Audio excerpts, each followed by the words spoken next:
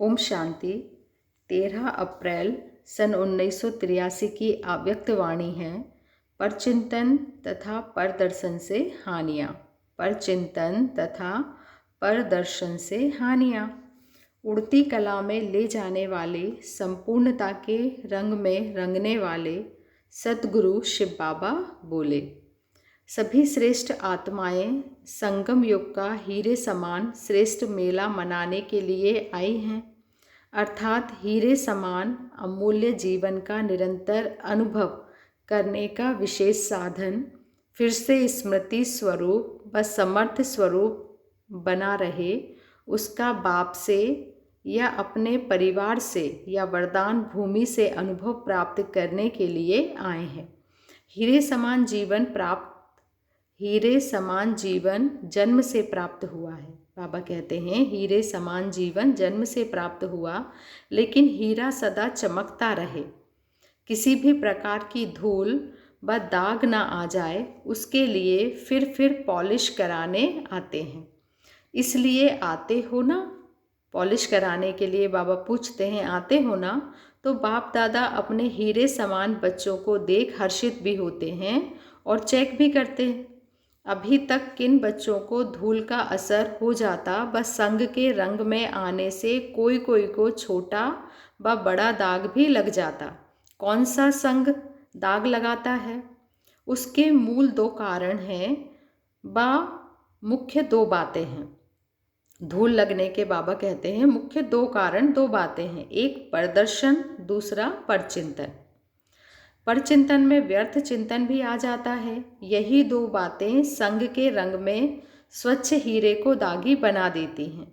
इसी परचिंतन परदर्शन की बातों पर कल्प पहले का यादगार रामायण की कथा बनी हुई है। गीता ज्ञान भूल जाता है। गीता ज्ञान अर्थात स्वचिंतन, स्वदर्शन चक्रधारी बनना, नष्टो मोहा स्मृति स्वरूप बनना। स्वदर्शन चक्रधारी बनना, बाबा कहते हैं नष्टो मोहा स्मृति स्वरूप बनना। गीता ज्ञान के सार को भूलकर रामायण की कथा प्रैक्टिकल में लाते हैं। सीता भी वह बनते हैं जो मर्यादा की लकीर से बाहर निकल गई। गीता के 2 रूप दिखलाए हैं, एक सदा साथ रहने वाली और दूसरा शोक वाटिका में रहने वाली। तो संग दोष में आकर शोक वाटिका वाली सीता बन जाते हैं। वह एक है फरियाद का रूप और दूसरा है याद का रूप। जब फरियाद के रूप में आ जाते हैं तो फर्स्ट स्टेज से सेकंड स्टेज में आ जाते, इसलिए सदा बेदाग सच्चा हीरा, चमकता हुआ हीरा, अमूल्य हीरा बनो। इन 2 बातों से सदा दूर रहो तो धूल और दाग लग नहीं सकता। बाबा कहते हैं परचिंतन परदर्शन से सदा दूर रहो तो धूल व दाग लग नहीं सकता। चाहते नहीं हो लेकिन कर लेते हो। बातें बड़ी नई रमणीक बताते हो। अगर वह बातें सुनावे तो बहुत लंबा चौड़ा शास्त्र बन जाएगा, लेकिन कारण क्या है? अपनी कमजोरी। लेकिन अपनी कमजोरी को सफ़ेदी लगा देते हो और छिपाने के लिए दूसरों के कारणों की कहानियाँ लंबी बना देते हो। इसी से परदर्शन परचिंतन शुरू हो जाता है। इसलिए इस विशेष मूल आधार को, मूल बीज को समाप्त करो। ऐसा विदाई का बधाई समारोह मनाओ। मेले में समारोह मनाते हो ना? इसी समारोह मनाने को ही मिलना अर्थात बाप समान बनना कहा जाता है।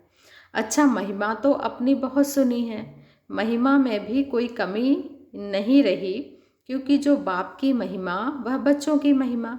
बाप दादा का यही विशेष स्नेह है कि हर बच्चा बाप समान संपन्न बन जाए, समय के पहले नंबर 1 हीरा बन जाए। अभी रिजल्ट आउट नहीं हुआ है। जो बनने चाहो, जितना नंबर में आना चाहो, अभी आने की मार्जिन है। इसलिए उड़ती कला का पुरुषार्थ करो। बेदाग नंबर 1 चमकता हुआ हीरा बन जाओ। क्या कहा बाबा ने? बच्चे बेदाग नंबर 1 चमकता हुआ हीरा बन जाओ। समझा क्या करना है? सिर्फ यह नहीं जाकर सुनाना कि मधुबन से होके आए हैं, बहुत मना के आए, लेकिन बन करके आए हैं।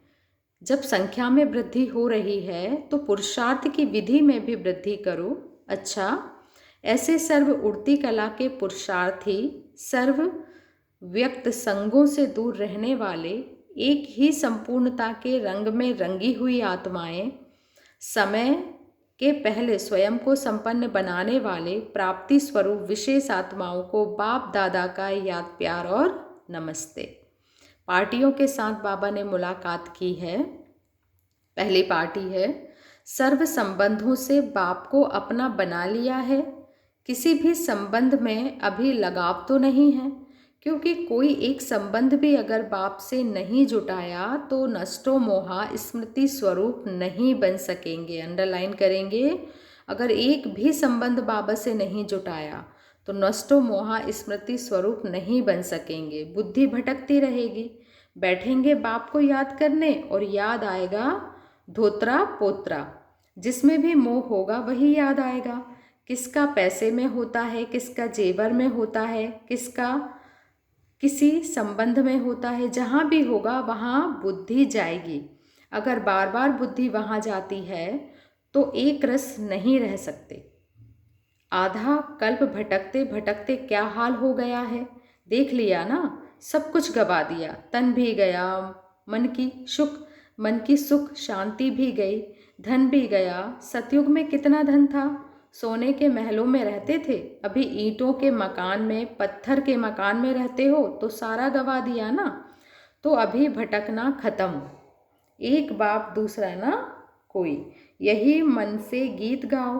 कभी भी ऐसे नहीं कहना कि यह तो बदलता नहीं है, यह तो चलता नहीं है, कैसे चले, क्या करें। इस बोझ से भी हल्के रहो। भल भावना तो अच्छी है कि यह चल जाए, इसकी बीमारी खत्म हो जाए, लेकिन इस कहने से तो नहीं होगा ना। इस कहने के बजाय स्वयं हल्के हो, उड़ती कला के अनुभव में रहो तो उसको भी शक्ति मिलेगी। बाकी यह सोचना व कहना व्यर्थ है। माताएं कहेंगी मेरा पति ठीक हो जाए, बच्चा चल जाए, धंधा ठीक हो जाए, यही बातें सोचते या बोलते हैं। लेकिन यह चाहना पूर्ण तब होगी जब स्वयं हल्के हो, बाप से शक्ति लेंगे। उसके लिए बुद्धि रूपी बर्तन खाली चाहिए। क्या होगा, कब होगा, अभी तो हुआ ही नहीं, इससे खाली हो जाओ। सभी का कल्याण चाहते हो तो स्वयं शक्ति स्वरूप बन, सर्वशक्तिवान के साथी बन, शुभ भावना रख चलते चलो। चिंतन व चिंता मत करो, बंधन में नहीं फंसो। अगर बंधन है तो उसको काटने का तरीका है याद। बाबा कहते बंधन है तो उसको काटने का तरीका है याद। कहने से नहीं छूटेंगे, स्वयं को छुड़ा दो तो छूट जाएंगे। अब बाबा दूसरी पार्टी से बातें करते हैं। संगम युग के सर्व खजाने प्राप्त हो गए हैं। कभी भी अपने को किसी खजाने से खाली तो नहीं समझते हो, क्योंकि खाली होने का समय अभी बीत गया, अभी भरने का समय है। खजाना मिला है, इसका अनुभव भी अभी होता है। अप्राप्ति से प्राप्ति हुई तो उसका नशा रहेगा। तो भरपूर आत्माएं बनी। ऐसे तो नहीं कहते कि सर्व शक्तियाँ हैं लेकिन सहन शक्ति नहीं है, शांति की शक्ति नहीं है, थोड़ा क्रोध या थोड़ा आवेश आ जाता है। भरपूर चीज़ में कोई दूसरी चीज़ आ नहीं सकती। माया की हलचल होती अर्थात खाली है। जितना भरपूर उतना हलचल नहीं। तो क्रोध मोह सभी को विदाई दे दी या दुश्मन को भी मेहमान बना देते हो। यह दुश्मन जबरदस्ती भी अंदर तब आता है जब अलबेलापन है। अगर लॉक मजबूत है तो दुश्मन आ नहीं सकता। आजकल भी सेफ रहने के लिए गुप्त लॉक रखते हैं ना, यहाँ भी डबल लॉक है, याद और सेवा। यह है डबल लॉक, याद और सेवा, इसी से सेफ रहेंगे। डबल लॉक अर्थात डबल बिजी रहना अर्थात सेफ रहना, बार बार स्मृति में रहना, यही है लॉक को लगाना। ऐसे नहीं समझो मैं तो हूँ ही बाबा का, लेकिन बार बार स्मृति स्वरूप बनो कि हाँ मैं हूँ ही बाबा का।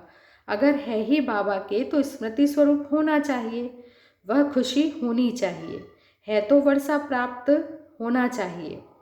सिर्फ है ही के अलबेलेपन में नहीं, लेकिन हर सेकंड स्वयं को भरपूर समर्थ अनुभव करो। इसको कहा जाता है स्मृति स्वरूप सो समर्थ स्वरूप। माया वार करने ना आए लेकिन नमस्कार करने आए। बाबा तीसरी पार्टी से मुलाकात करते, सभी अपने को पूज्य आत्माएं अनुभव करते हो? पुजारी से पूज्य बन गए ना? पूज्य को सदा ऊंचे स्थान पर रखते हैं। कोई भी पूजा की मूर्ति होगी तो नीचे धरती पर नहीं रखेंगे। तो आप पूज्य आत्माएं कहाँ रहती हो? ऊपर रहती हो। भक्ति में भी पूज्य आत्माओं का कितना रिगार्ड रखते। जब जड़ मूर्ति का इतना रिगार्ड है तो आपका कितना होगा। अपना रिकॉर्ड, बाबा बोलते अपना रिगार्ड स्वयं जानते हो, क्योंकि जितना जो अपना रिगार्ड जानता है उतना दूसरों को भी रिगार्ड देते हैं, सम्मान देते हैं। अपना रिगार्ड रखना अर्थात अपने को सदा महान श्रेष्ठ आत्मा अनुभव करना। तो कभी महान आत्मा से साधारण आत्मा तो नहीं बन जाते हो। पूज्य तो सदा पूज्य होगा। आज पूज्य कल अपूज्य नहीं, ऐसे तो नहीं होना। सदा पूज्य अर्थात सदा महान, सदा विशेष। कई बच्चे सोचते हैं कि हम तो आगे बढ़ रहे हैं लेकिन दूसरे हमको आगे बढ़ने का रिगार्ड नहीं देते हैं। इसका कारण क्या होता है? सदा स्वयं अपने रिगार्ड में नहीं रहते हो तो अपने रिगार्ड में रहते यह रिगार्ड मांगते नहीं, स्वतः मिलता है। तो सदा पूज्य नहीं, उन्हें सदा रिगार्ड नहीं मिल सकता। जो सदा पूज्य नहीं, उन्हें सदा रिगार्ड नहीं मिल सकता। अगर मूर्ति अपने आसन को छोड़ दे या उसे जमीन में रख दें तो उसकी क्या वैल्यू होगी। मूर्ति को मंदिर में रखें तो सब महान रूप में देखेंगे। तो सदा महान स्थान पर अर्थात ऊंची स्थिति पर रहो, नीचे नहीं आओ। आजकल दुनिया में कौन सी विशेषता दिखा रहे हैं? मरो या मारो, यही विशेषता दिखाते हैं ना। तो यहाँ भी सेकंड में मरने वाले, धीरे धीरे मरने वाले नहीं, सेकंड में मरने वाले।